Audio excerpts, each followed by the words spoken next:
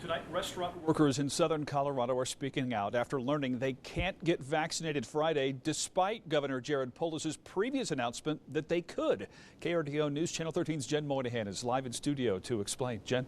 Bart, restaurant workers now have to wait until the end of March, while people over 60, grocery store workers, and others can now get theirs on Friday. But the decision also opens the door for new groups like higher education.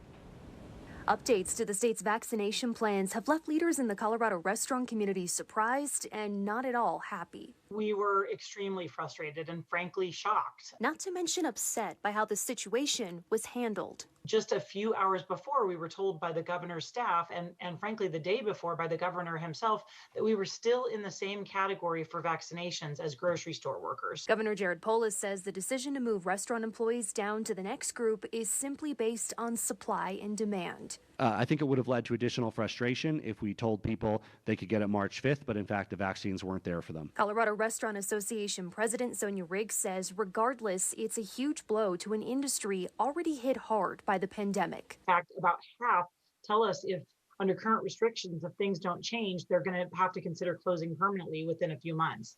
So, this is certainly concerning. At the same time, the state's changes have also allowed other groups to move up in line, like staff at colleges and universities, which will now be able to get their first dose alongside restaurant workers in Phase 1B4. In a statement to KRDO, University of Colorado, Colorado Springs says the creation of this new phase will positively impact UCCS, moving our campus closer to getting students back in the classroom.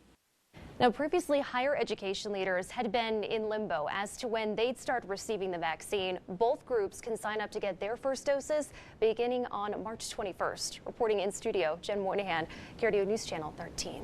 Jen, thanks.